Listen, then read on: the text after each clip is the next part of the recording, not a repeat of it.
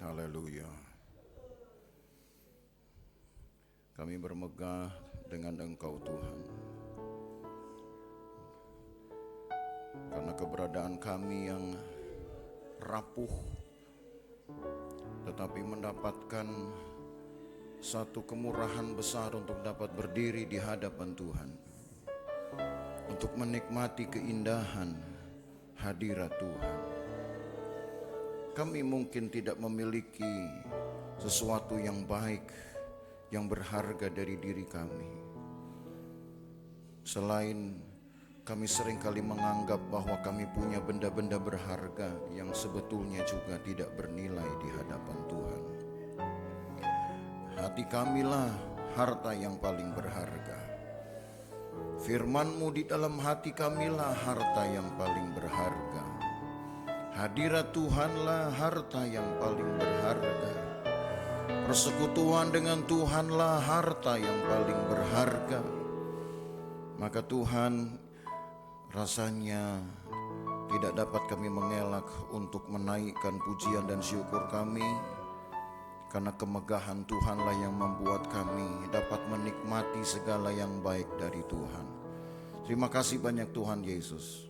Segala pujian kami naikkan, kami yakin Tuhan menerimanya, Tuhan disenangkan.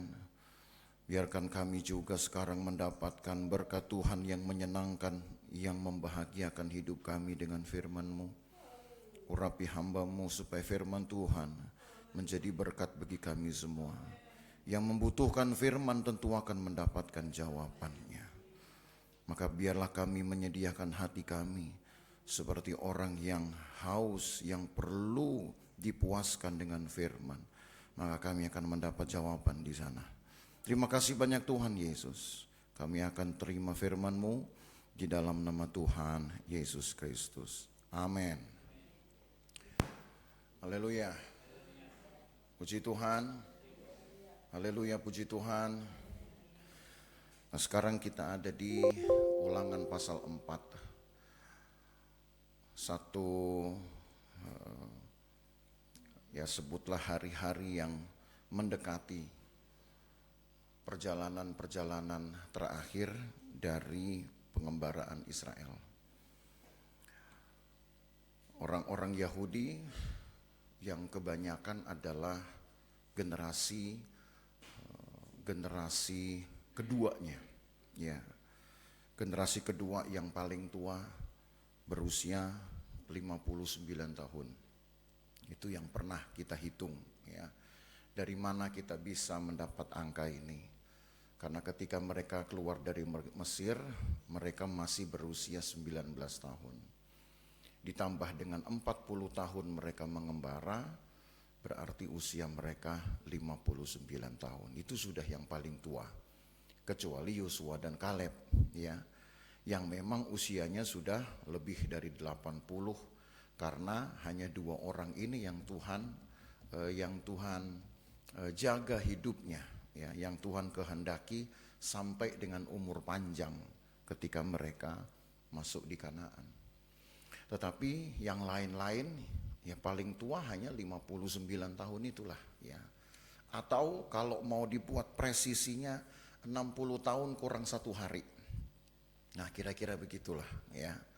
Yang jelas mereka ini adalah generasi-generasi baru yang mungkin pengalaman mereka dengan Tuhan belum banyak.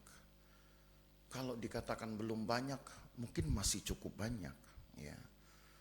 Saya mungkin malah berkata pengalaman mereka dengan Tuhan itu hampir tidak ada. Karena selama 40 tahun mereka di padang pengembaraan, tidak sempat bagi orang tua mereka, orang-orang Israel ini, mengajari anak-anaknya dari firman. Sementara firman Tuhan itulah yang harus menjadi satu-satunya kebutuhan mereka, di luar dari kebutuhan-kebutuhan perut. Itu kan nomor 1, saudara. Sehingga ada seorang sosiolog berkata, kalau satu bangsa, satu komunitas, satu kelompok perutnya tidak kenyang, maka kacaulah negara itu. Ya. Jadi rupanya yang bisa membuat teratur ini ternyata saudara kalau diusut-usut bukan ketatnya hukum, bukan ketatnya undang-undang, tapi kenyangnya perut. Sebab kalau perut kosong, berontak dia. Yang berontak bukan perutnya, mulutnya juga ikut berontak. Ya, kurang inilah, kurang itulah, gitu ya. Nggak sempet nyicipin yang itulah, gitu. Ya, sebab kalau nyicipinnya itu darah tinggi naik lah, gula darah naik, wah kacau balau sudah. Jadi kalau perut kosong, ternyata yang berontak bukan cuma perutnya, tapi mulutnya berontak. Orang Israel lebih parah, hatinya ikut berontak, pikirannya berontak, hanya gara-gara urusan perut. Nah, jadi betul juga ya kata sosiolog ini, seketat-ketatnya aturan, seketat-ketatnya undang-undang, kalau perut kosong, kacau negara itu. Kita belajar dari Alkitab saudara ya, bahwa kondisi itu sudah terjadi, sudah ribuan tahun yang lalu. Nah sekarang kita ingin melihat bukan yang buruk-buruk saja dari bangsa ini. Sebab kalau cuma diceritakan saudara isinya dari bangsa ini, mungkin saya bisa katakan lebih banyak buruknya daripada bagusnya. Ya toh, bangsa ini umat Tuhan. Cuman apakah karena umat Tuhan itu berperilaku buruk dan hampir tiap hari lebih banyak buruknya, lalu Tuhan kemudian jadi enggan gitu, jadi emoh gitu. Bahasa gampangnya, jadi ogah ngurusin bangsa ini, kan tidak juga. Justru ditunjukkanlah kebesaran Tuhan atas bangsa ini. Walaupun bangsa ini ogah-ogahan untuk hidup tertib bagi Tuhan, tapi Tuhan tidak pernah ogah-ogahan memelihara mereka. Kan hati kita terenyuh jadinya. Sepertinya Tuhan itu sangat diremehkan betul dengan kelakuan dari umatnya ini. Umat Tuhan ini ogah-ogahan betul dalam menjalani tertib hidup. Dikasih tahu yang benar, paling mereka lakukan itu paling panjang hanya 1 sabat alias 1 minggu. Tapi nanti masuk minggu kedua mereka mulai melakukan apa yang mereka anggap suka. Gampangnya suka-sukanya mereka. Apa Tuhan marah? Gitu. Memang Tuhan bisa marah betul. Tapi kalau Tuhan marah itu sudah yang kesekian kalinya saudaranya. Ditunda dulu sampai sekian lama. Karena dia mengampuni orang dulu. Dia memberikan kesempatan orang berubah. Ya. Tidak langsung Allah menghukum. Jadi itulah yang kita tahu sepanjang pengisahan Alkitab, khususnya dari kitab Kejadian, Keluaran, Imamat, Bilangan. Karena kita sekarang baru masuk di kitab Ulangan ini. Nah, ketika Musa sudah mulai mengingatkan generasi-generasi kedua ini tentang masa lalu dari orang tua mereka. Kenapa harus dikatakan masa lalu orang tua mereka? Supaya mereka jangan berperilaku sama. Dulu bapakmu tuh begini, dulu bapakmu tuh asal ngomong, dulu bapakmu tuh apa-apa mainnya marah-marah gitu misalkan.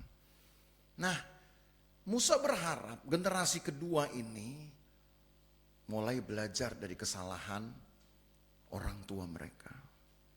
Jadi orang tua tidak berarti semakin tua itu semakin arif. Justru ada seorang hamba Tuhan senior pernah bilang ke saya, makin tua itu biasanya malah justru makin menjadi-jadi kelakuannya. Gitu. Karena apa? Prosesnya siklusnya udah sama kayak zaman ABG dulu. Susah diatur waktu ABG. Begitu sudah dewasa, sudah mulai tertib hidupnya, sudah kerja, sudah mulai kena peraturan kerja, tahu dia resikonya. kalau dia sampai kena hukuman, misalkan dia pasti akan dikurangi gajinya.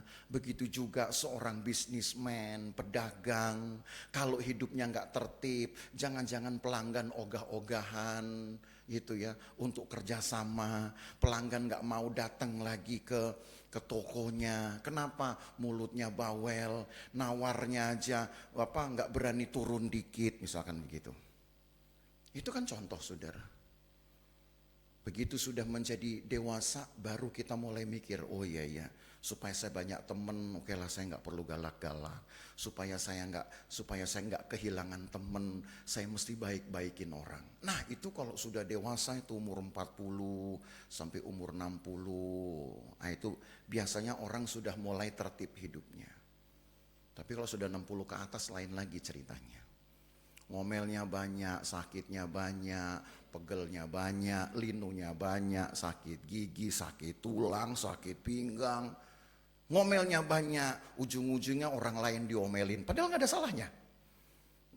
Itu saya cerita yang di sana-sana. Ya, kalau yang di sini kedapatan ya misalkan ya paling saudara bilang amin, amin gitu aja. Gitu. Rupanya saudara, sama ini dengan kelakuan dari orang-orang tua generasi pertama. Makin tua, mereka malah pengen makin dimanja. Jadi rupanya betul ya, orang tua itu sifatnya kembali seperti zaman anak-anak. Itu bukan cuman sekedar cerita isepan jempol. Ternyata memang itu hasil penelitian, udah terbukti. Nah karena makin tua makin jadi, malah makin menjadi-jadi.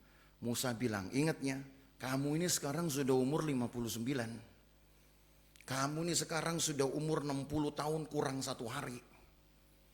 Dulu bapakmu juga usia segitu bikin ulah. Sekarang sebelum kamu masuk di usia-usia yang senja, maka kamu harus menjadi bijaksana dan berakal budi katanya. Nah itu makanya datang pasal 4. Nah kita baca dulu ya pasal 4. Ulangan pasal 4 ayat 1 sampai ayat yang ke-8. Agak panjang. Tapi membaca ini pelan-pelan saudara juga akan mendengar seperti halnya Musa berkhotbah buat kita. Ulangan 4 ayat 1 sampai 8. Maka sekarang hai orang Israel, dengarlah ketetapan dan peraturan yang kuajarkan kepadamu untuk dilakukan. Supaya kamu hidup dan memasuki serta menduduki negeri yang diberikan kepadamu oleh Tuhan Allah nenek moyangmu. Jangan kamu menambahi apa yang kuperintahkan kepadamu. Dan jangan kamu menguranginya. Dengan demikian kamu berpegang pada perintah Tuhan Allahmu yang kusampaikan kepadamu. Matamu sendiri telah melihat apa yang diperbuat Tuhan mengenai Baal Peor. Sebab Tuhan Allahmu telah memunahkan dari tengah-tengahmu semua orang yang mengikuti Baal Peor. Kalau saudara mau ingat lagi cerita Baal Peor ini pada waktu di Bilangan 25. Mereka itu sampai menari-nari, ibarat kalau kita di ibadah menyanyi bagi Tuhan dengan menari-menari. Tapi kalau kita menari-menari mungkin sudah susah ya. Sebab takutnya nanti WL menari-menari, tahu-tahu Bapak Ibu udah encok punya nanti. Salah goyang, salah urat, nah jadi persoalan berat. Udah. Kalau anak muda sih nggak apa-apa, tepuk tangan di atas kepala, nah, gitu. Tepuk tangan di mana lagi, gitu ya. Nah kayak lama-lama kayak jadi tepuk nyamuk, gitu. Tepuk di mana aja. Gitu. Saking pokoknya mau mengungkapkan kegembiraan. Nah orang Israel melakukan hal seperti halnya ibadah kepada Tuhan itu kepada Baal Peor di dalam Bilangan 25. Sehingga Tuhan marah. Tuhan bilang, kalau kamu melakukannya itu kepadaku gak apa-apa. Tapi kamu sekarang mencuri kemuliaanku dengan melakukan seolah seperti kepadaku tapi kepada Allah yang lain. Nah saudara ingat ceritanya, Tuhan membunuh. Tuhan membinasakan 24.000 dari orang Israel yang menyembah Baal Peor. Kenapa menyembah Baal Peor? Oh, putus asa orang Israel. Sebab berseru kepada Tuhan, Tuhan gak jawab-jawab. Bapak Ibu Saudara jemaat Tuhan, camkan satu hal ini. Saudara beribadah kepada Tuhan itu baik, bahkan harus. Saudara berdoa kepada Tuhan itu baik, bahkan wajib. Tapi nilai wajibnya saudara berdoa dan beribadah bukan untuk mempengaruhi hati Tuhan. Bukan untuk mempengaruhi keputusan Tuhan. Allah itu punya kehendaknya sendiri. Kita gak pernah tahu yes or no-nya Tuhan. Tapi sebelum itu jadi, Allah minta kita berdoa. Nah, kita jangan mikirnya kejauhan. Tuhan suruh kita berdoa. Tapi doa ini pun ternyata gak mengubahkan apa-apa kalau Tuhan sudah memutuskan sesuatu. Iya, betul. Karena doa ataupun ibadah itu hanyalah bahasa atau alat untuk bersekutu dengan Tuhan. Hal Tuhan nanti mau melakukan sesuatu untuk saudara, itu sudah ada di hatinya. Bahkan jauh seseorang itu berdoa, Allah sudah tahu. Di Filipi dituliskan, Allah yang mengetahui apa yang ada di dalam pikiranmu. Sebelum saudara mikir, Allah sudah tahu isi pikiran saudara. Setuju? Sebelum saudara merasa, Allah sudah tahu apa yang engkau rasa.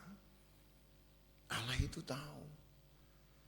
Tapi kalau Allah tetap menuntut seseorang harus beribadah, seseorang harus berdoa, bukan karena ibadah doanya nanti bisa mengubah hati Tuhan atau mengubah keputusan Tuhan, tidak. Supaya Tuhan lihat orang ini memang mau bersekutu, mau cari Tuhan. Berdoalah hanya karena saudara ingin menenangkan hati. Berdoalah supaya saudara memang hanya ingin ketentraman. Bukan berdoa karena saudara sedang butuh sesuatu. Nanti jadi salah. Kalau Tuhan belum jawab-jawab, saudara akan salahkan Tuhan atau salahkan saudara? Salahkan diri sendiri. Saya sih doanya kurang banyak gitu. Pernah ada yang mau bilang begitu? Kan kita gak pernah jujur. Tuhan ini gak adil, saya udah berdoa tapi gak dikasih. Tapi gak pernah kita nyalain diri sendiri. Saya berdoanya juga 1 hari cuma setengah jam sih. Ada gak yang nyalain gitu? Gak ada. Ya. Tapi tuh Tuhan diem aja, gak protes. Gitu. Jadi lagi sekali jangan cari Tuhan, jangan berdoa hanya untuk kepentingan saudara. Bukan karena kebutuhan kita. Tapi supaya saudara cari ketenangan, cari ketentraman. Di mana sih saudara cari ketentraman dan ketenangan yang gratis? Kan cuman di ruangan saudara ketika engkau gunakan sebagai tempat untuk duduk di kaki Tuhan. Saudara cari ketenangan, saudara cari rileks, cari cari hiburan. Mau yang paling dekat ke Ancol pun tetap butuh duit. Pasti. Tapi kalau saudara cari ketenangan, ketentraman hati, hanya Alkitab bilang tutup pintu, kunci kamar, lalu kemudian berdoa, bayar apa enggak? Bayar listrik rumah. Iya, enggak bayar kan? Gitu. Jadi jangan cari doa itu untuk mengejar sesuatu, nanti belum dapat kita ngomel. Makanya diingatkanlah ini. Ingat ya, karena bapak-bapakmu dulu gak sabar berdoa, gak sabar. Akhirnya mereka pikir mereka bisa cari Allah lain yang namanya Baal Peor ini. Siapa tahu Baal Peor ini lebih dengar gitu. Siapa tahu Baal Peor ini lebih cepat reaksinya. Ibadah kita itu tidak boleh diganggu dengan keinginan hati kita. Tapi ibadah kita harusnya disesuaikan dengan keinginan hati Allah. Karena ibadah itu miliknya Allah, bukan milik kita. Kita bisa klaim ruangan ini, gereja itu milik kita. Saudara bisa klaim ini milik jemaat. Bisa saudara klaim. Tapi hadirat Tuhan itu kan punya Tuhan, saudara. Dan pengalaman itu lebih mahal daripada harga bangunan ini. Pengalaman itu jauh lebih mahal, saudara. Itu sebabnya dicarinya pun harus setengah mati kalau perlu. Dicarinya pun dengan usaha yang sungguh-sungguh. Gak bisa kita berdoa, Tuhan saya cuman punya waktu setengah jam. Tolong ya, you kan ngerti. Saya sibuk ini. Loh kalau sibuk ya gak usah berdoa lah, saudara. Daripada berdoa kita ngebut. Emang Tuhan pikir lu gak berdoa juga gak ngefek gitu kan. Kalau sampai Tuhan bilang begitu kita yang sakit hati kan, saudara ya. Jadi diajarlah, diingatkanlah generasi kedua ini. Jangan sampai karena putus asa beribadah kepada Tuhan tapi salah motivasi. Yang dicari bukannya persekutuan, bukannya ketenteraman, bukan ketenangan, bukan sukacita. Yang dicari ini itunya. Maka kemudian karena gak sabar mereka cari Allah yang lain. Akhirnya kan malah Tuhan timpakan petaka atas mereka. Lalu lanjut ayat 4 sekarang. Sedangkan kamu sekalian yang berpaut pada Tuhan Allahmu masih hidup pada hari ini. Saudara bersyukur masih hidup sampai hari ini. Karena saudara masih punya kesempatan untuk beribadah kepada Tuhan. Jadi hidup yang Tuhan kasih itu jangan dianggap kebetulan. Mungkin ada yang lolos dari kritis, dari maut. Lolos dari pemeriksaan medis penyakit yang membahayakan. Tiba-tiba kok hidup, masih bisa bertahan hidup. Itu pekerjaan Tuhan. Gak ada yang kebetulan. Gak ada yang kebetulan, saudara. Karena memang di dalam teori ilmu pengetahuan umum, ini dalam ilmu pengetahuan umum saja, segala sesuatu terjadi selalu ada sebabnya. Oke? Itu sebabnya dalam hukum apapun di dunia ini selalu mengikuti ketentuan sebab akibat.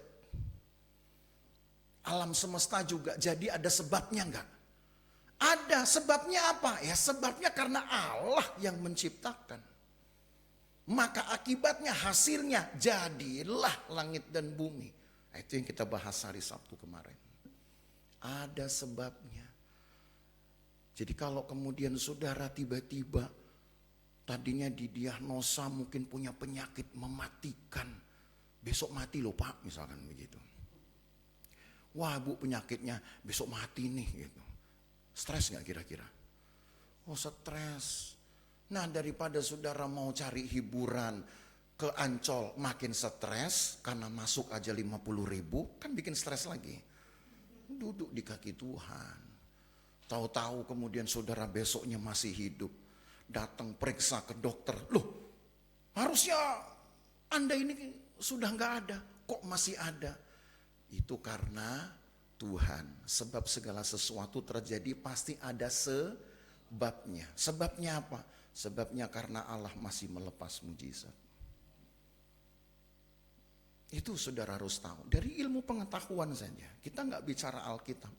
Dari ilmu pengetahuan segala sesuatu terjadi itu ada sebab. Nggak pernah kebetulan.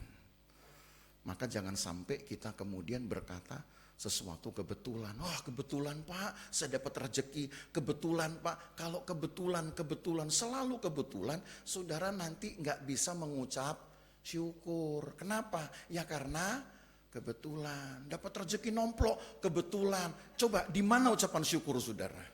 Gak ada. Tapi kalau saudara dapat karena kerja keras, banting tulang, keringat udah habis-habisan. Baru kan kita bilang Tuhan terima kasih dapat rezeki begitu. Baru kerasa memang beratnya. Tapi kalau kebetulan kan kita susah mengucap syukur. Kenapa? Ya karena kebetulan. Jadi percayalah bahwa ayat 4 ini berkata kalau kamu sekalian masih hidup sampai hari ini itu karena Tuhan Allahmu. Itu karena Tuhan, saudara ya. Maka saya apresiasi sekali. Kadang saya terharu betul. Di gereja kita ini kan yang sudah uzur-uzur sudah banyak. Gitu. Makanya selalu kalau pulang gereja saya bilang hati-hati jalan, lihat jalan. Mungkin saudara bosan dengar omongan saya begitu. Tapi maksudnya supaya saudara keluar ini, ingat pesannya Pak Gem, setiap tapak kaki dilihatin aja pokoknya, supaya jangan jatuh. Karena saya tahu saudara ini jalannya udah susah gitu ya. Tapi kalau saudara hidup itu karena Tuhan. Seneng gak gitu saudara? Seneng kan? Itu kesaksian tuh, karena Tuhan. Nah, apakah itu cukup kemudian sampai di situ? Belum. Ayat 5. Ingatlah aku telah mengajarkan ketetapan dan peraturan kepadamu, seperti yang diperintahkan kepadaku oleh Tuhan Allahku, supaya kamu melakukan yang demikian di dalam negeri yang akan kamu masuki untuk mendudukinya. Lakukanlah itu dengan setia. Belajarlah untuk memulai segala sesuatu itu memang awalnya harus dipaksakan untuk diulang. Seorang sosiolog juga, ya, seorang sosiolog berkata bahwa satu kebiasaan itu baru nanti akan dapat satu aktivitas nanti baru bisa menjadi kebiasaan itu kalau diulang sedikitnya 22 kali. Secara Gary 50% ekstra. Paling panjang, paling tebal, pasti kenyang. Lapar, waktunya Gary. Yang bukti yang paling sahih itu begini. Manusia itu kan pada akhirnya dibiasakan dari mulai bayi untuk selalu terima asupan makanan. Mau dari makanan cair dulu susu, lalu naik jadi bubur, lalu naik nanti makanan lembek, lama-lama makanan keras. Makin tua balik lagi dia. Ya toh, hanya bisa makanan lembut, hanya bisa bubur, lama-lama juga cairan atau susu. Semua akan kembali begitu. Tapi yang disebut dengan pertumbuhan, pada saat manusia itu bertumbuh, mungkin kita nggak ngitung. Tetapi apa yang kemudian jadi kebiasaan buat kita, itu kan karena kita sudah melakukannya beberapa kali. Karena saudara sudah sering makan pagi, ya jadi kebiasaan makan pagi. Saudara sudah sering untuk tidak makan malam misalkan, lama-lama saudara akan jadi kebiasaan otomatis nggak makan malam. Nah mungkin itu nggak disadari, tapi rumusnya memang ada. Kalau 22 kali satu perbuatan diulang secara rutin, dia jadi kebiasaan. Tetapi dia bilang, untuk mendapatkan angka 22 kali ini, itu berat. Berat. Berdoa, kalau mau dibuat menjadi kebiasaan, saudara harus mengumpulkan doa rutinmu 22 kali. Nah untuk jadi 22 kali aja itu kadang-kadang berat. Nanti di tengah jalan baru 7 kali, aduh bosan banget, aduh capek banget nih. Dikit-dikit lihat jam, ya ampun rasanya kok jam kayak mengejar saya, harus berdoa nih gitu. Mau jalan-jalan, aduh ingat mesti berdoa nih. Wah lama-lama saudara capek sendiri. Nah gagal lagi tuh. Tapi kalau udah 22 kali itu biasanya menurut rumus ini dia langsung jalan dengan sendirinya. Saudara gak akan terganggu lagi. Saudara langsung bisa mengelola sendiri, langsung bisa mengatur waktunya sendiri. Makanya ayat ini berkata, lakukan itu dengan setia. Untuk menjadi setia, saudara, paling tidak 22 kali tindakan pertama saudara harus perjuangkan. Apa itu? Misalkan, kalau saya ingin bangun pagi harus berdoa. Ya. Jam berapa saudara mau? Saudara yang tentuin sendiri. Oh jam 5 pagi, oke. Bisa enggak dalam 22 hari tiap pagi saudara bangun jam 5 berdoa. Nanti percayalah lewat sebulan saudara udah otomatis itu akan berdoa tepat jam 5 pagi. Tapi kalau belum sampai 1 bulan, belum 22 kali, putus tengah jalan, udah yang ada ogah-ogahan lagi. Berani coba? Berani coba di rumah? Ya harus berani gitu. Sama kan kalau saudara kemudian, saya pengen jalan-jalan itu ke Lokasari misalkan ini. Itu sih nggak usah 22 kali saudara, 2 kali diulang-ulang juga udah selesai itu. Tiap hari jalan melulu kalau bisa. Kenapa? Enak punya gitu. Memang untuk berlaku setia ini awalnya susah. Tapi awal ini bukan cuma hitungan sekali 2 kali. Paling sedikit 22 kali loh. Itu menurut rumusannya para sosiolog ya. Kalau rumusan Alkitab nggak ada kata 22 kali. Tapi kalau mau berlaku dengan setia itu artinya saudara harus berani melakukannya terus dan terus dan terus. Beribadah lakukanlah terus dan terus dan terus. Berdoa juga begitu, terus dan terus dan terus. Ngomong tertib juga, terus dan terus dan terus. Itu baru namanya setia. Karena gak bisa cuma sekali, saudara. Awalnya tersiksa, iya. Awalnya gak nyaman, iya. Karena kan itu kebiasaan baru. Gitu. Tapi kalau saudara berjuang untuk terus dan terus, lama-lama pasti keterusan. Kan enak toh. Kalau keterusannya untuk hal yang baik, bagus tidak? Bagus. Tapi kalau keterusannya untuk hal yang gak baik, ya kan itu pasti merugikan diri sendiri dan melukai hati Tuhan. Jadi itu pentingnya mengapa di ayat yang ke-6 lakukanlah itu dengan setia. Sebab itulah yang akan menjadi kebijaksanaanmu. Nah, kenapa saya pakai ini jadi judul toh? Kebijaksanaanmu dan akal budimu di mata bangsa-bangsa yang pada waktu itu mendengar segala ketetapan ini akan berkata, memang bangsa yang besar ini adalah umat yang bijaksana dan berakal budi. Kalau sampai saudara bisa mendapat pengakuan dari orang lain bahwa memang jemaat Lusufan ini orangnya sabar-sabar. Nah gitu. Itu kan berarti pengakuan yang murni. Pengakuan yang jujur. Karena kalau pengakuan dari kita itu namanya buat-buat. Ngaku-ngaku. Tapi kalau orang lain yang mengakui itu asli, saudara. Dan umat Tuhan, orang-orang Israel diharapkan Tuhan itu untuk dapat menjadi kesaksian dari mulut orang-orang lain. Tambah lagi ayat yang ke-7. Sebab bangsa besar manakah yang mempunyai Allah yang demikian dekat kepadanya seperti Tuhan Allah kita setiap kali kita memanggil kepadanya. Bangsa-bangsa lain itu yang tinggal di sekitar Israel itu, saudara udah pernah saya kasih lihat petanya. Kalau saya ingatkan lagi ya, dari bawah itu ada bangsa Edom.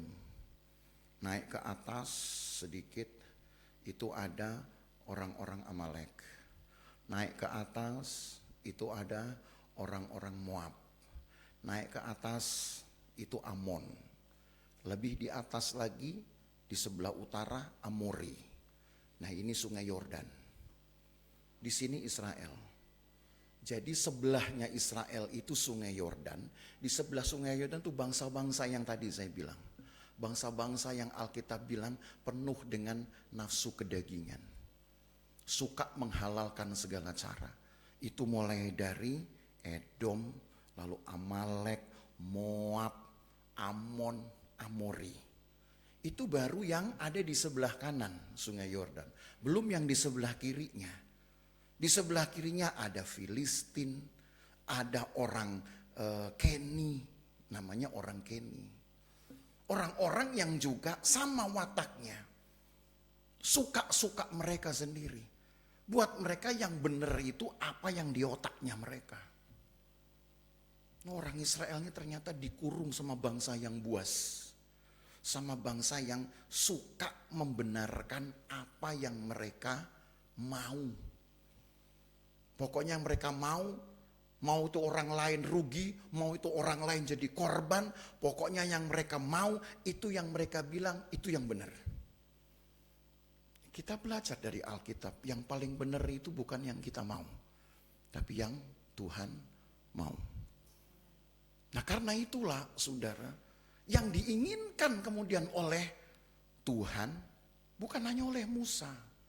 Cobalah, bisa gak kamu bikin mulut dari orang-orang di sekitarmu ini nanti akan mendatangkan kesaksian. Oh ternyata umat Tuhan itu memang dekat sama Tuhan. Kan begitu tuh ayat 8. Baca sama-sama ya. Ayat 8 baca sama-sama. Setuju? 2, 3. Dan bangsa besar manakah yang mempunyai ketetapan dan peraturan demikian adil seperti seluruh hukum ini yang kubentangkan kepadamu pada hari ini. Kita salah baca ayat nih kayaknya. Tadi bukan ayat, ayat 7. Ya sorry, ayat 7. Ayat 7 justru yang saya mau garis bawahi yang kata dekat dengan Allah. Ayat 7, 2, 3. Sebab bangsa besar manakah yang mempunyai Allah yang demikian dekat kepadanya seperti Tuhan Allah kita setiap kali kita memanggil kepadanya. Bangsa-bangsa ini tadi itu punya Allahnya masing-masing. Pokoknya semua manusia itu punya Allahnya. Tapi Allahnya mereka ini adalah Allah yang dirangkai-rangkai sendiri sesukanya mereka. Pokoknya mereka menggambarkan yang besar-besar, mereka menggambarkan yang kuat-kuat, mereka gambarkan yang paling menangan. Mereka anggap itu adalah Allah mereka. Nah nanti umat Tuhan akan diajari Allahnya mereka itu memang unik. Gitu. Tapi pertama sebelum tahu siapa Allahnya mereka harus tahu bahwa Tuhan Allahnya orang Israel ini, Tuhan Allahnya sang umat pilihan ini, itu kalau dipanggil langsung datang dia, dekat. Saudara mau punya Allah yang jauh atau yang dekat? Dekat. Sekali dipanggil langsung datang. Tapi mungkin saudara cerita bergumam dalam hati, saya udah panggil-panggil Pak Gembala, kok gak datang-datang. Satu yang salah, cara manggilmu salah. Lalu yang kedua, motivasi manggilnya yang salah. Jangan-jangan saudara manggil Tuhan bukan untuk persekutuan, bukan untuk ketenangan hidup, tapi supaya saudara nyuruh balas dendam. Tuhan tolong tabokin tuh orang. Karena kemarin dia udah ngata-ngatain saya. Itu Tuhan gak akan datang saudara. Tuhan pikir emang gua ini tukang pukul lu. Enak aja. Ya, jadi kalau sampai saudara klaim, kok saya sudah panggil-panggil Tuhan tapi gak datang. Katanya Allah dekat. Nah itu ada dua kemungkinan. Cara kita manggil salah atau motivasi kita manggil salah. Kan Allah kenal hati kita. Maka tadi awal saya bilang, kalau kita beribadah, berdoa, panggil Tuhan, itu hanya untuk cari ketenanganmu, untuk cari ketentraman saudara, cari kesembuhan saudara, datang dia. Percaya apa enggak? Percaya apa enggak? Nah, gitu dong. Itu Tuhan kita, karena sudah ada yang alami. Saya ngomong begini pun, karena sudah ada yang membuktikan. Kalau belum ada yang membuktikan, berarti kan saya omong kosong. Karena sudah ada yang membuktikan. Dan yang membuktikan bukan satu dua orang. Satu bangsa yang membuktikan. Berarti Allah kita benar adanya. Ini belum saya tambah dengan bukti-bukti dari perjanjian baru. Orang-orang saleh dalam perjanjian baru. Ada yang memang karena butuh sesuatu. Butuh sampai bahkan menyelamatkan hidupnya. Dia tinggal teriak nama Tuhan. Tuhan tolong. Dekat dia. Kira-kira kalau saudara kemudian punya kesaksian gitu, orang lain punya kesaksian tentang saudara. Wih jemaat lo Sufan ini, kalau sudah manggil nama Tuhan, Tuhan langsung datang. Wah, orang lain iri gak? Iri dong. Apa ini rahasianya? Kan begitu. Itulah yang memang ingin dicapai, yang ingin dilakukan, dikerjakan oleh Allah. Nah itu sebabnya ada satu cara di mana Allah akan membuat kondisi ini terjadi. Dia ingin menjadi dekat dengan umatnya dengan caranya sendiri. Lihat caranya ya. Mari kita baca lanjut ayat yang ke-8. Dan bangsa besar manakah yang mempunyai ketetapan dan peraturan demikian adil, seperti seluruh hukum ini yang kubentangkan kepadamu pada hari ini. Cara Tuhan supaya dia dipanggil gampang datang, dia akan memberikan yang namanya hukum Tuhan. Hukum Tuhan ini bukan undang-undang isinya, tetapi pengajaran. Makanya judulnya saya ambil bijaksana karena pengajaran. Jadi ada nanti poin-poin pengajaran Tuhan kasih. Dengan cara inilah siapa yang belajar dari poin-poin pengajaran, maka yang panggil nama Tuhan dia akan datang. Tuhan akan dekat dengan dia.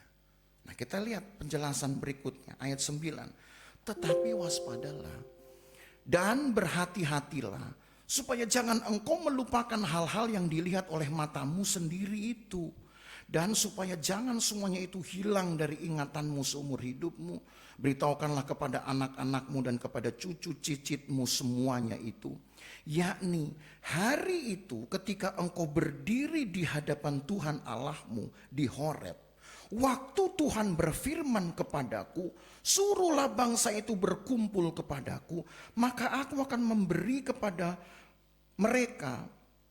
mereka mendengar segala perkataanku, sehingga mereka takut kepadaku selama mereka hidup di muka bumi, dan mengajarkan demikian kepada anak-anak mereka.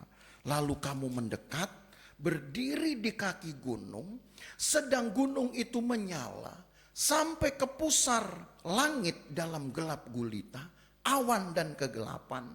Lalu berfirmanlah Tuhan kepadamu dari tengah-tengah api, suara kata-kata kamu dengar, tapi suatu rupa pun tidak kamu lihat.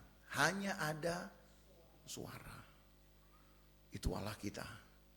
Sampai hari ini Allah kita gak akan pernah kasih tahu mukanya kayak apa. Jadi saudara jangan paksa Tuhan untuk ngeliatin mukanya. Karena Allah ingin cara dia supaya dia dekat dengan saudara hanyalah dengar suaranya.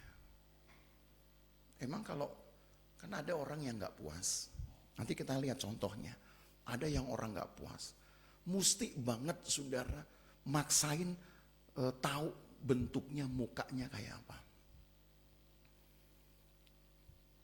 Dan begitu tahu, yang terjadi adalah hal yang mengejutkan.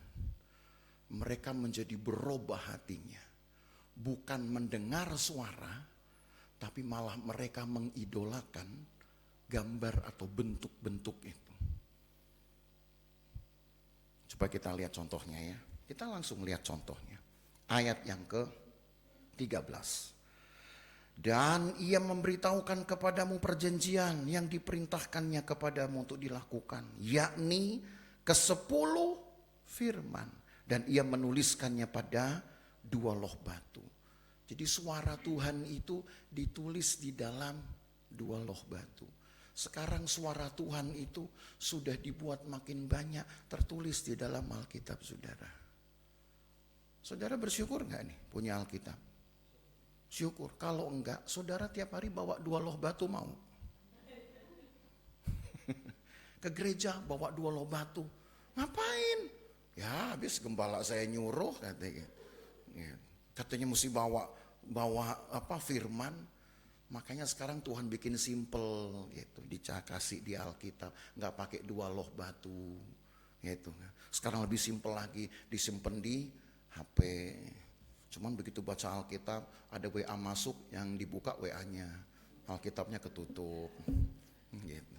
Makanya cari Alkitab yang beginian aja, mau WA masuk saudara gak pusing, mau habis baterai saudara gak pusing, ya kan gitu. Jadi suara Tuhan itu ditulis, tapi mukanya gak perlu diperlihatkan. Masih terus supaya saudara lihat ayat yang ke-15 sekarang. Hati-hatilah sekali, sebab kamu tidak melihat suatu rupa pada hari Tuhan berfirman kepadamu di Horeb dari tengah-tengah api. Ya, memang Tuhan gak pengen wajahnya dilihat. Ayat 16. Supaya jangan kamu berlaku busuk dengan membuat bagimu patung yang menyerupai berhala apapun, yang berbentuk laki-laki atau perempuan, yang berbentuk binatang yang di bumi, atau berbentuk burung bersayap yang terbang di udara, yang berbentuk binatang yang merayap di muka bumi, atau berbentuk ikan yang ada dalam air di bawah bumi. Ada juga supaya jangan engkau mengarahkan matamu ke langit, sehingga apabila engkau melihat matahari, bulan dan bintang, segenap tentara langit, engkau disesatkan untuk sujud menyembah dan beribadah kepadanya sekalian itu, yang justru diberikan Tuhan Allahmu kepada segala bangsa di seluruh kolong langit sebagai bagian mereka. Jelas artinya apa? Kenapa Tuhan gak kasih tunjuk muka? Karena bangsa-bangsa lain maksain cari mukanya Tuhan mereka kayak apa. Ayo dong Allah, kami kan pengen kenalan, muka-mukanya apa.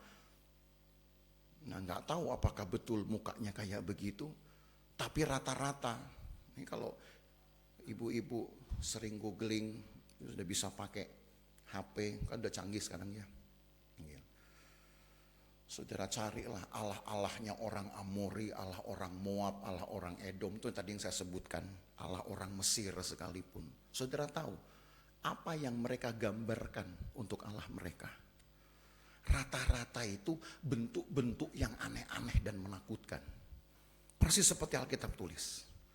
Ada yang bentuk ikan, tapi ikannya punya kepala di atas. Disembah, ini Allah kami. Gitu. Orang lihat, oh ikan. Ada juga yang kepala kerbau. Ada juga yang perempuan tapi di seluruh kepalanya ular. Kadang saya mikir-mikir, kok orang-orang begini mau menyembah Allah yang menakutkan. Tuh coba kalau Allah kita kemudian menampakkan diri sama saudara. Saudara bingung mau gambar kayak apa Tuhan kita.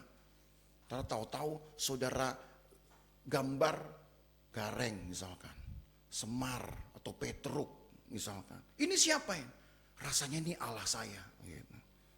Rela saudara menyembah Tuhan yang mirip, mukanya mirip Petruk, mirip gareng, mirip siapa lagi? Mirip Semar. Karena bingung. Kan Alkitab bilang Tuhan itu hanya cahaya. Tuhan itu hanya kemuliaan saja, nggak bisa juga digambar kayak apapun. Makanya kenapa Tuhan tidak izinkan mukanya dilihat. Jadi saudara sekarang ikut Tuhan nggak perlu cari mukanya Tuhan, nggak penting. Yang paling penting adalah dengar suara Tuhan. Dan sekarang suara Tuhan itu ada di Alkitab. Saudara juga masih bisa dapat suara Tuhan. Mungkin Tuhan mau kasih sesuatu yang khusus, sesuatu yang baru, yang belum ada di Alkitab. Tuhan ingin kasih sesuatu sama saudara, tapi itu kan gak perlu muka dong. Tetap suara. Supaya kalau seandainya saudara kenal muka, nanti jangan-jangan saudara ke pasar, lalu saudara ketemu sama seseorang yang saudara pernah lihat di doa saudara. Nah loh Tuhan gue kayak gini nih mukanya. Oh sepet saudara nanti, ya, sepet nanti saudara jadi kecewa. Ya ampun, kenapa muka Tuhan gua hitam begini? Ya, dan Tuhan juga tidak rela kalau kemudian dia hanya dibatasi dengan satu bentuk tertentu. Jadi iman Kristen itu berkata tidak perlu juga memaksakan diri mencari bentuk Tuhan seperti apa, karena Allah tidak ingin bentuknya disembah, tapi Allah hanya ingin suaranya didengar. Makanya saudara datanglah Alkitab kepada kita, supaya kita banyak-banyak dengerin suara Tuhan. Nah saudara jangan aneh kalau saya bilang dengerin suara Tuhan, tapi saudara pegang, baca Alkitab. Karena kita orang Indonesia biasa membaca dalam hati. Nah kalau orang Israel itu ada Alkitabnya, mereka tetap dianjurkan untuk membaca dengan bersuara. Jadi mereka baca, mereka juga dengar. Jadi makanya orang Indonesia, khususnya orang Tangki, jemaat GPD Ulu Sufan, sekarang kalau baca Alkitab jangan di dalam hati. Kalau baca buka Alkitab lalu bersuara. Lalu saudara baca, Musa memanggil seluruh orang Israel.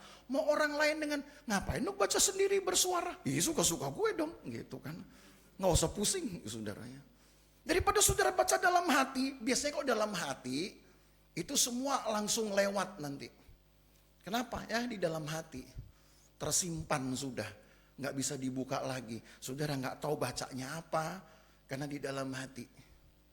Kadang-kadang kita juga sudah lupa sendiri. Karena apa? Nggak disuarakan. Kita nggak mendengar.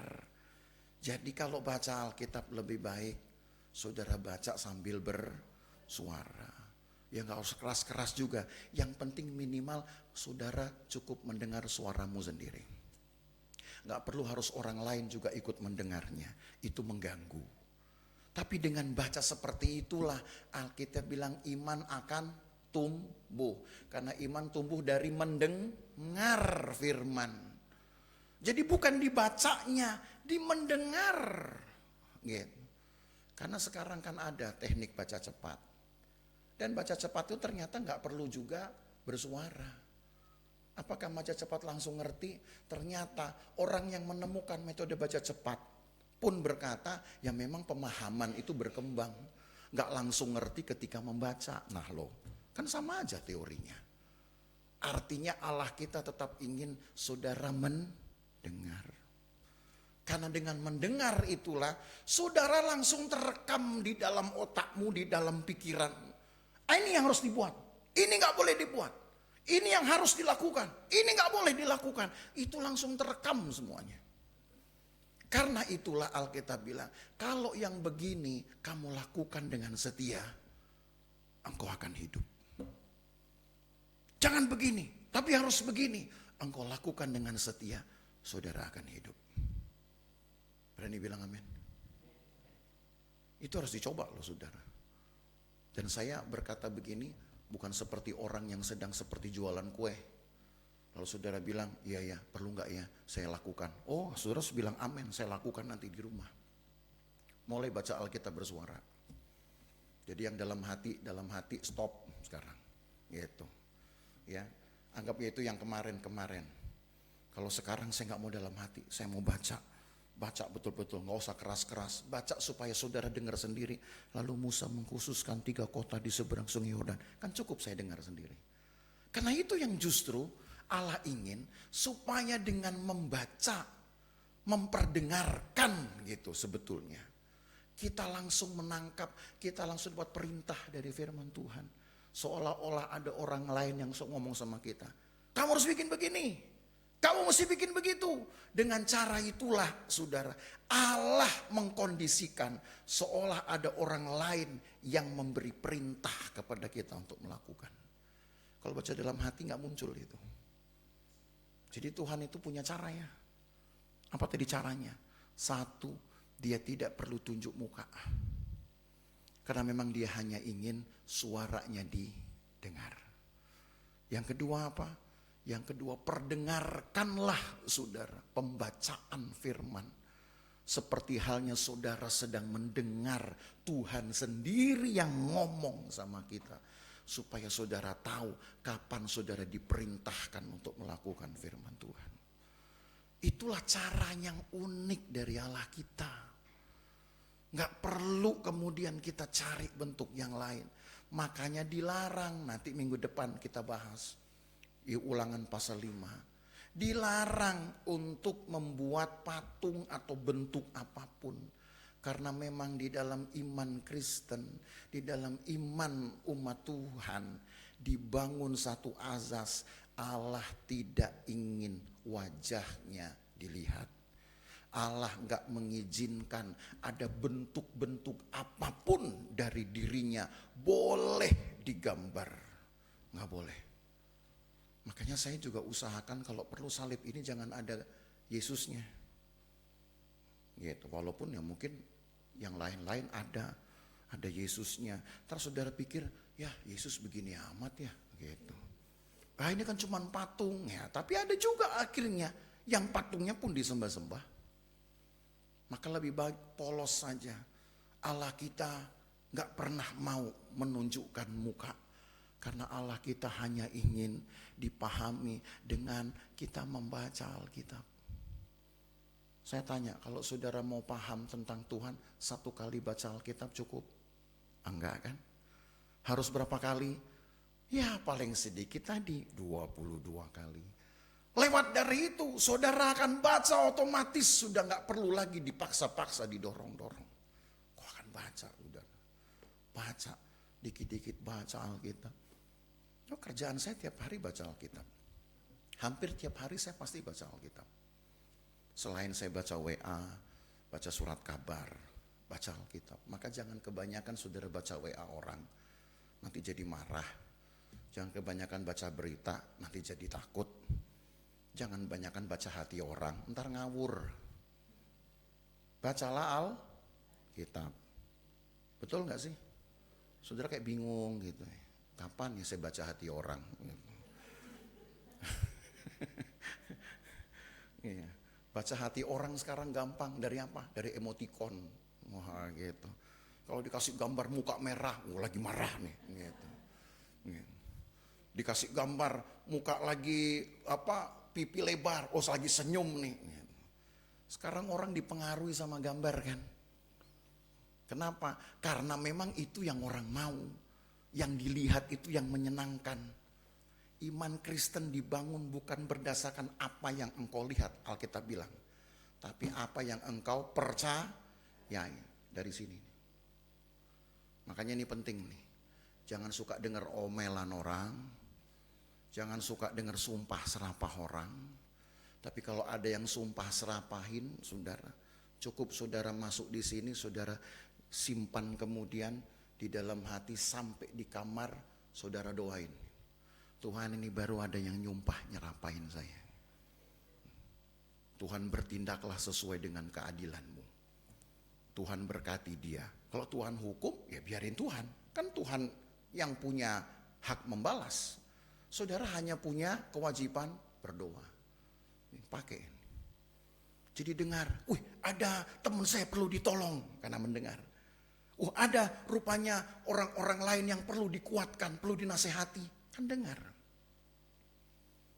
Karena mendengarlah saudara, maka perjalanan iman dari kekristenan itu tumbuh dengan baik.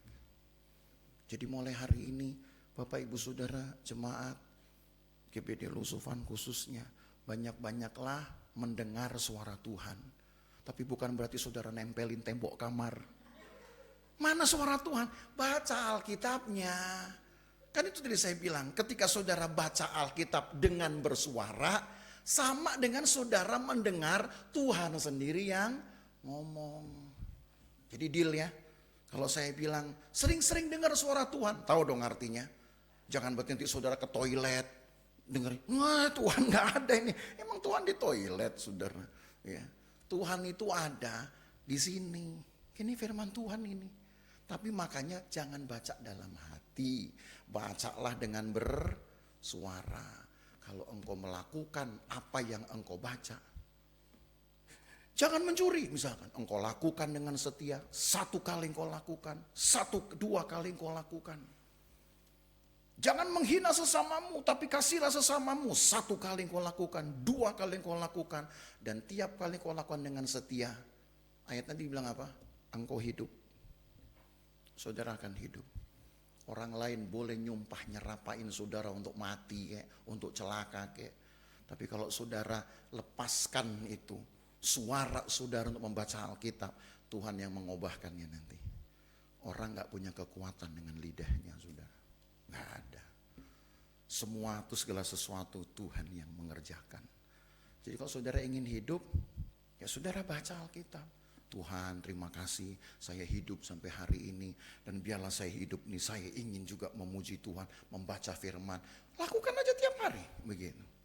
Percayalah saudara, yang simpel ini yang bikin saudara hidup justru. Bukan karena saudara minum jamu, galian singset awet muda. Gitu. Yang singset kan cuma wajah saudara doang gitu. Apalagi yang singset, yang lain-lain. Tapi rohani saudara tidak kuat gitu, longgar justru. Ya Allah bisa menjauh dari kita. Ingatlah Alkitab menginginkan hanya kepada umat Tuhan, bangsa pilihan termasuk saudara dan saya, Allah ingin menjadi yang paling dekat dari semuanya. Kalau perlu dia lebih dekat dari orang-orang yang ada di rumah saudara. Harus menjadi lebih dekat dari orang-orang yang saudara pikir bisa menolong saudara. Dia harus menjadi yang paling dekat. Kan begitu yang Tuhan mau. Mau baca lagi ayatnya? Kita ulang baca ya. Tadi Ulangan pasal yang keempat, balik lagi kan. Ulangan pasal yang keempat ayat yang ke-7. Ulangan pasal yang keempat ayat yang ke-7. Kita baca sama-sama saudara. Ulangan 4 ayat yang ke-7. Sebab bangsa besar manakah yang mempunyai Allah yang demikian dekatnya kepada seperti Tuhan Allah kita setiap kali kita memanggil kepadanya. Jadi kalau saudara ingin punya Tuhan yang dekat dengan saudara, saudara harus banyak-banyak membaca firman, karena dalam firman Tuhan inilah pengajaran. Saudara tahu di sini Tuhan mengasihi, maka ingin supaya kita mengasihi orang lain seperti Tuhan. Tuhan itu suci, Tuhan ingin kita hidup suci seperti Tuhan. Tuhan itu adil, maka Dia ingin juga kita hidup adil seperti Tuhan. Tahu dari mana? Bukan dari saya. Saya cuman kasih tahu sama saudara itu paling lama 60 menit. Lebih lama 120 menit. Selebih itu gak mungkin kan saya khotbah sampai lebih dari 120 menit. Tapi saudara bisa pegang Alkitab ini 24 jam sehari. Betul? Saudara bisa pegang Alkitab ini 60 menit dalam 1 jam. 60 detik dalam 1 menit. Saya khotbah paling panjang hanya 2 jam. Tapi saudara bisa berhari-hari memegang Alkitab ini. Tapi cara saudara megang itu menentukan apakah saudara hidup. Buka, baca, perdengarkan, lalu saudara berkata, ya Tuhan saya lakukan. Lalu saudara terus melakukannya dan terus melakukannya. Sampai keterusan pun saudara lakukan, itu baik. Itu tandanya saudara sudah berlaku setia. Ini pengajaran. Alkitab ini pengajaran, Alkitab ini suara Tuhan, maka pelan-pelan nanti engkau akan jadi teratur hidupmu. Karena engkau sering baca, oh ini gak boleh, kan jadi bijaksana kita. Karena saudara sering baca, oh ini boleh, kan makin teratur hidup saudara. Saudara baca lagi, oh ini harus, gak boleh ditunda, makin bijaksana kita.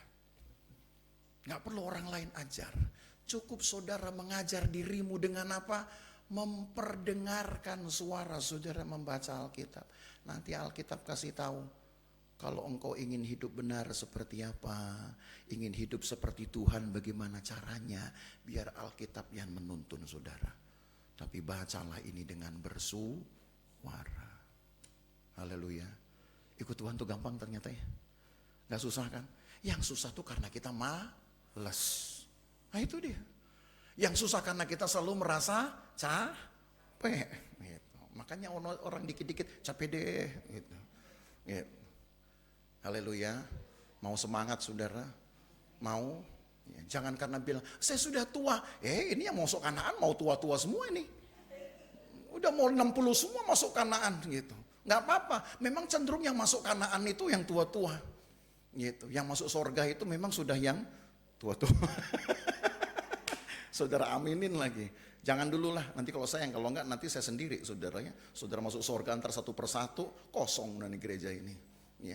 Bilang Tuhan, saya pengen hidup sampai Tuhan datang. Gitu. Mau enggak ya? Bisa enggak ya? Percaya enggak?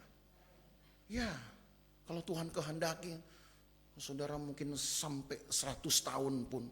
Ya, karena saudara berdoa, Tuhan saya nggak mau mati sebelum nanti saya pengen lihat Tuhan datang. Wah itu.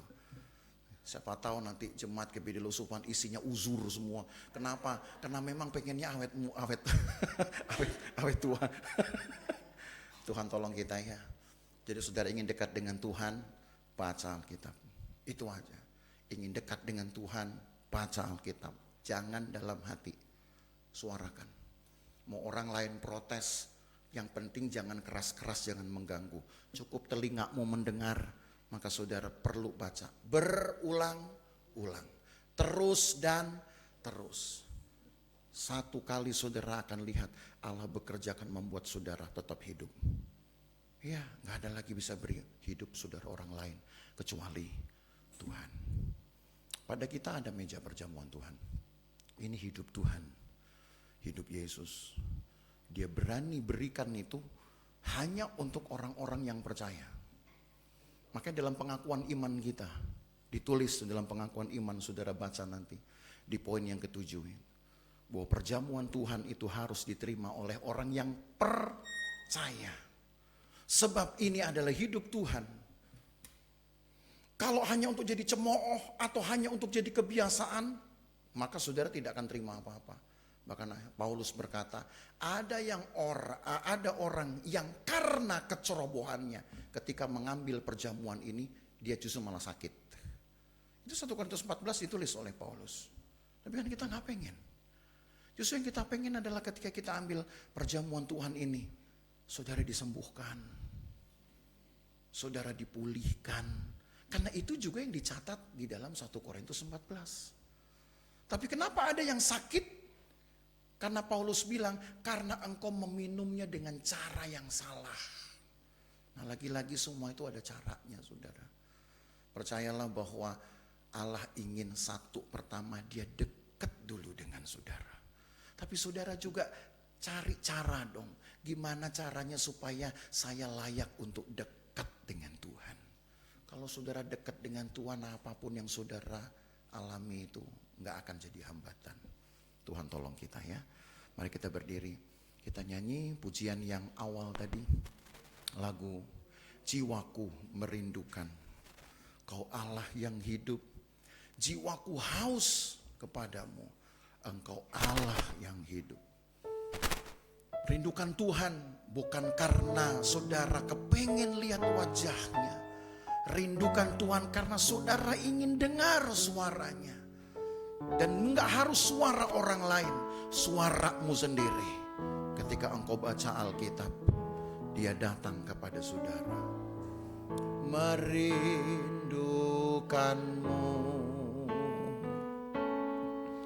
dia Allah yang hidup. Jiwaku haus kepadamu, ya Allah yang hidup. Dari awal jiwaku merindukanmu, ya Allah yang hidup. Jiwaku haus kepadamu, ya Allah yang hidup. Ku berseru kepadamu, sumber pengharapanku, penolongku, ya Allahku. Tiada yang seperti. Ku bersyukur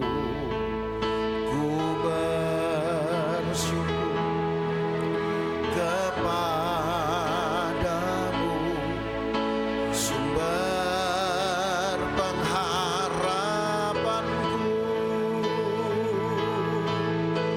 penolongku, ya Allahku. Tiada yang seperti. Jangan sampai saudara susah ketika tidak ada lagi orang lain yang bisa tolong saudara. Jangan saudara kemudian jadi marah ketika tidak ada lagi orang lain yang mau peduli dengan saudara. Kalau sampai itu terjadi, saudara seperti gak punya orang menolong saudara, maka tandanya Tuhan ingin saudara dekat dengan Tuhan. Tuhan ingin hanya Tuhanlah yang bisa menolong saudara. Cobalah berpikir seperti itu. Kenapa orang-orang menjauh dari saya? Gak usah cari salahnya orang, gak usah hukum dirimu juga. Tapi mulai berpikir bahwa Tuhan ingin mungkin saya dekat dengan Tuhan, supaya dialah yang datang sama saya untuk menolong. Karena itu firman-Nya, saudara. Apapun keadaanmu, mungkin engkau sedang goyang, saudara bingung saya harus bikin apa,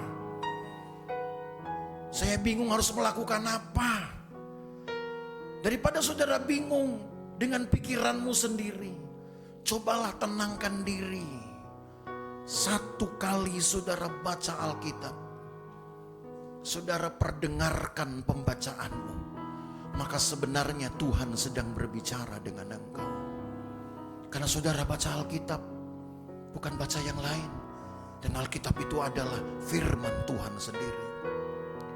Kalau engkau sediakan waktu itu sesering mungkin, lama-lama Dia yang akan hadir dalam hidupmu. Dia akan kasih tahu apa yang saudara bisa buat. Engkau harus alami ini. Karena ini bukan cerita, ini bukan karangan, tapi ini pengalaman yang sudah dialami oleh umat Tuhan. Artinya ini sudah teruji. Saya tidak tahu apa yang saudara hadapi. Mungkin saudara sedang takut, mungkin saudara sedang bingung, sedang saudara putus asa. Tidak ada orang yang bantu saudara. Justru keadaan ini sekarang menjadi momen Tuhan ingin yang datang dalam hidupmu.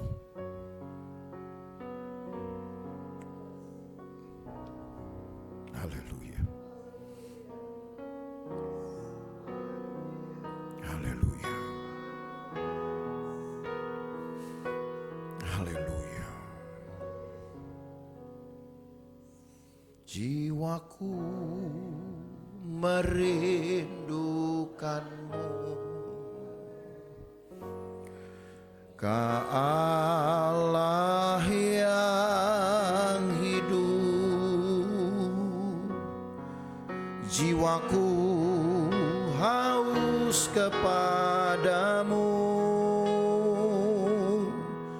ya Allah yang hidup. Ku bersyukur, ku bersyukur.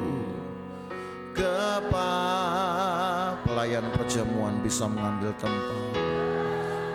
Pengharapanku, penolongku, ya Allahku, tiada yang sepertimu. Lagi ku bersyukur, ku bersyukur kepadamu, sumber pengharapanku, penolong.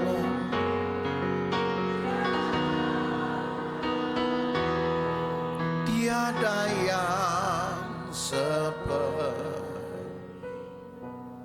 Tuhan. Berkatilah anggur dan roti perjamuan kami. Persekutukan dengan darah dan daging-Mu. Karena di dalamnya ada kehidupan, di dalamnya ada pengampunan, di dalamnya ada kesembuhan. Kami makan roti, kami minum anggur ini, tapi sebenarnya kami sedang menikmati kehidupan Tuhan. Berkati ya Tuhan. Kuduskan pelayan-pelayan, layakkanlah kami semua mengambil bagian di dalamnya. Supaya kalau hari ini kami ternyata betul-betul hanya perlu Tuhan, maka momen ini akan menjadi penanda kami akan dekat dengan Tuhan. Terus menerus dekat dengan Tuhan.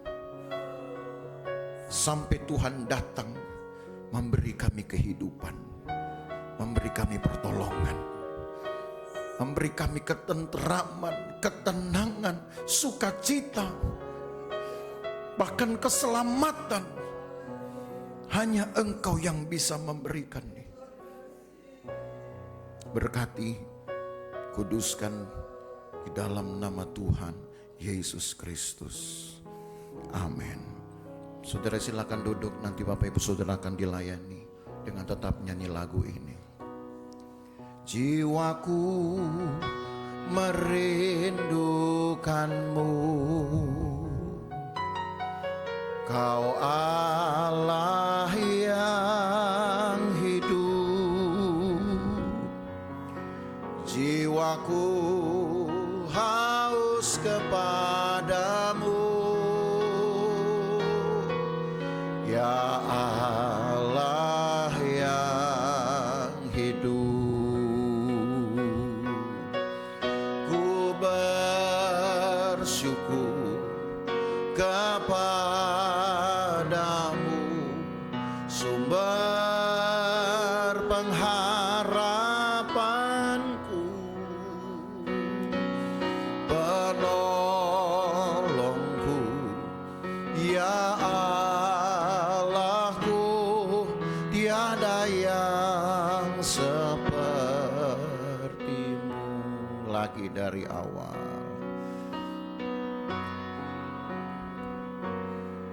Jiwaku merindukanmu, ya Allah yang hidup. Jiwaku haus kepadamu, ya Allah yang hidup.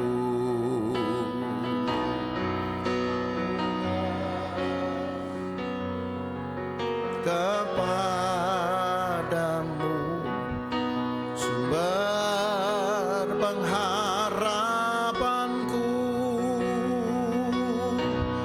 penolongku, ya Allahku, tiada yang Mari kita berdiri, refrennya kita ulangi. Ku bersyukur, ku bersyukur kepadamu,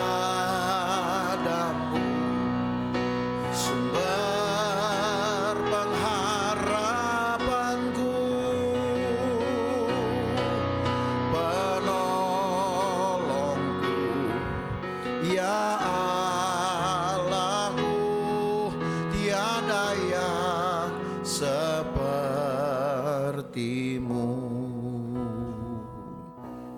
Sambil saudara merenungkan firman Tuhan, saudara tahu bahwa roti dan anggur yang ada di tangan saudara adalah hidup Tuhan sendiri. Dia tidak sayangkan hidupnya karena memang dia ingin semua orang yang percaya mendapatkan hidup.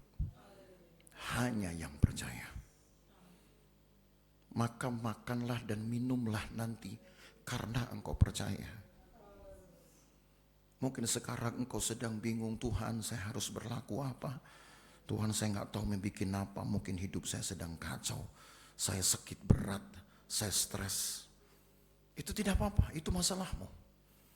Itulah memang masalah saudara, karena hidup kita memang selalu ada masalah. Tapi hari ini, detik ini, saya ingin saudara percaya kepada Tuhan.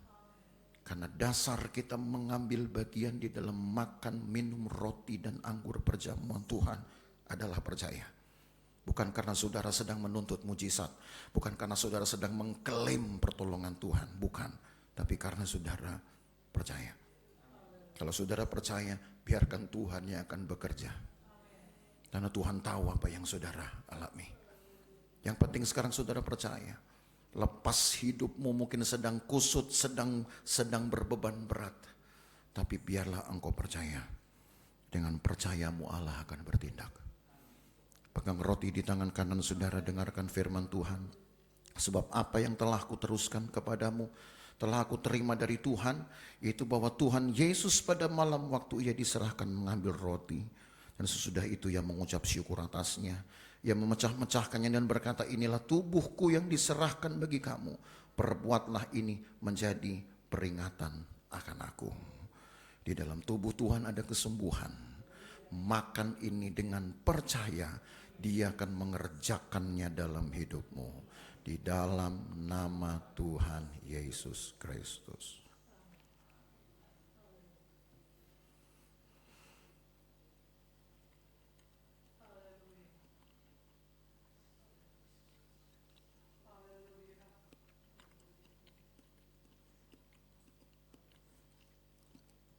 Angkat cawan saudara. Dengarkan dahulu firman Tuhan. Demikian juga yang mengambil cawan sesudah makan, lalu berkata, cawan ini adalah perjanjian baru yang dimeteraikan oleh darahku. Perbuatlah ini setiap kali kamu meminumnya menjadi peringatan akan aku. Sebab setiap kali kamu minum cawan ini, kamu memberitakan kematian Tuhan sampai ia datang. Di dalam kematian Tuhan ternyata ada kehidupan. Dia memberi hidupnya supaya kita hidup. Dia mati supaya kita hidup. Kita minum dengan percaya dalam nama Tuhan Yesus Kristus.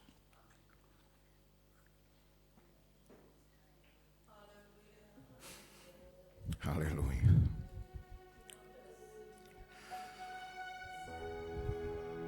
Biarlah malam.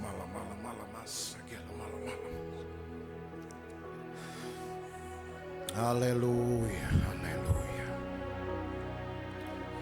Biarlah malam.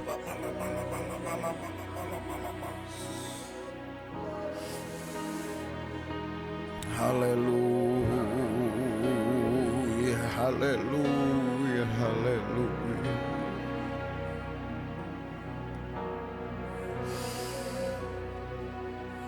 Haleluya Yesus.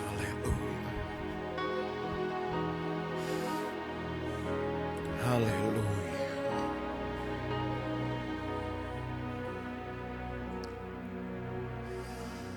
Betapa rindu hati diam di hadiratmu,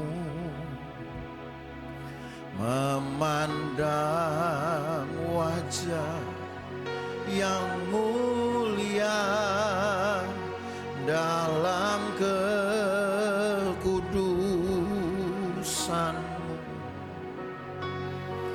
Kau tebus segenap dosaku dengan darah yang mulia. Dan sekarang ku menghampirimu, ku angkat hatiku menyembah Kau Tuhan. Ingin ku rasakan jamahanmu Tuhan.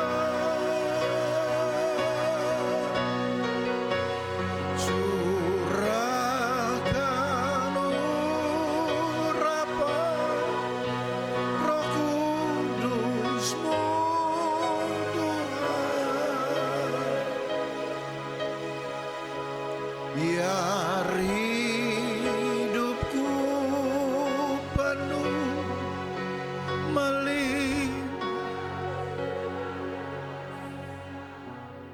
Haleluya. Haleluya. Haleluya.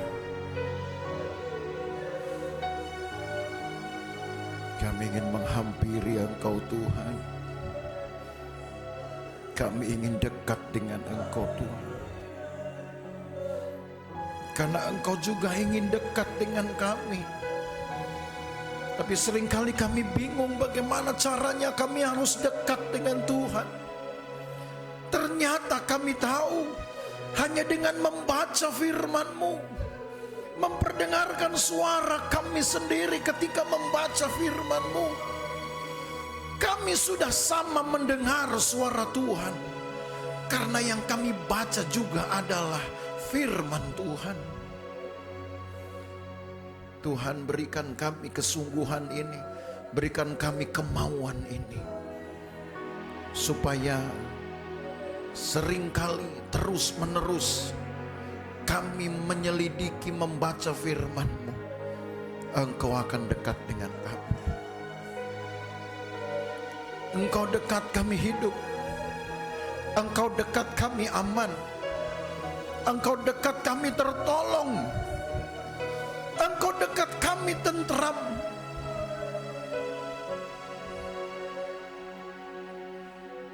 Tuhan berkati jemaat-Mu, Tuhan pagari jemaat-Mu, Tuhan kawali mereka dari pagi hingga pagi hari.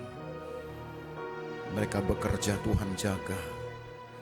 Mereka beraktivitas, Tuhan jaga. Mereka tidur beristirahat, Tuhan jaga. Mereka mungkin sedang berlibur, mereka mungkin sedang menikmati hiburan, Tuhan jaga. Supaya dimanapun mereka berada, mereka sempatkan untuk mendengar suara-Mu. Supaya tiap hari kami dekat dengan Tuhan. Dekat dengan Tuhan kami hidup. Terima kasih Tuhan, berkatilah umat-Mu, berkatilah ibadah kami, berkatilah pekerjaan mereka, berkatilah seisi rumah mereka, berkatilah Tuhan siapapun yang berdoa buat kami, berkatilah siapapun yang menolong, yang juga memberkati kami. Berkatilah ya Tuhan orang-orang yang kami kenal. Berkatilah ya Tuhan orang-orang yang kami sapa. Dengan demikian kami tahu bahwa kami harus selalu mengucapkan kata-kata berkat kepada orang lain. Kata-kata yang menyejukkan hati. Tuhan tolong kami semua. Berkati ya Tuhan persembahan-persembahan umat-Mu. Berkatilah korban-korban mereka. Berkatilah kontribusi mereka, apapun yang mereka lakukan. Tuhan ganti dengan berkat yang berlipat. Kami tidak tahu bagaimana cara Tuhan memberkati, tapi kami yakin kami tidak akan berkekurangan. Kami yakin kami akan selalu berkecukupan. Terima kasih Tuhan, sembuhkan yang sakit, hiburkan kami kalau kami susah, kuatkan kami kalau kami lemah. Peluk kami kembali Tuhan dalam dekapan hadirat-Mu. Jikalau kami mulai menjauh, sudah saatnya kami dekat dengan Engkau kembali. Kami dekat, kami hidup. Kami dekat dengan Tuhan, kami hidup oleh Tuhan. Terima kasih banyak Tuhan Yesus. Kami pulang sebentar, jagai kami di jalan.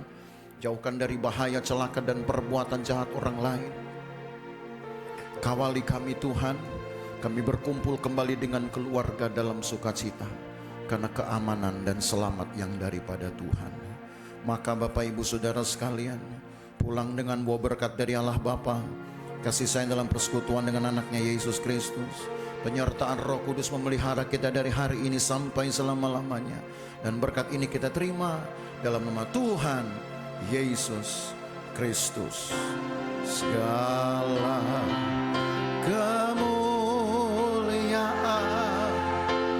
hanya bagi Tuhan, segala hormat pujian hanya bagi Tuhan. Kuasa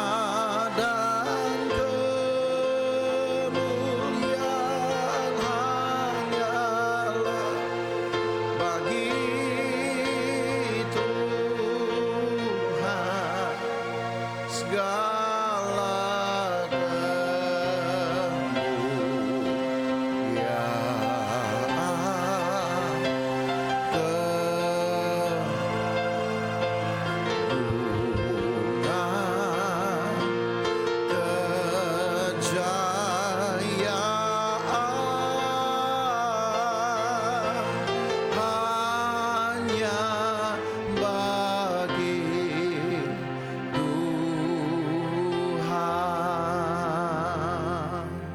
Jemaat yang diberkati bersama kita berkata, amin.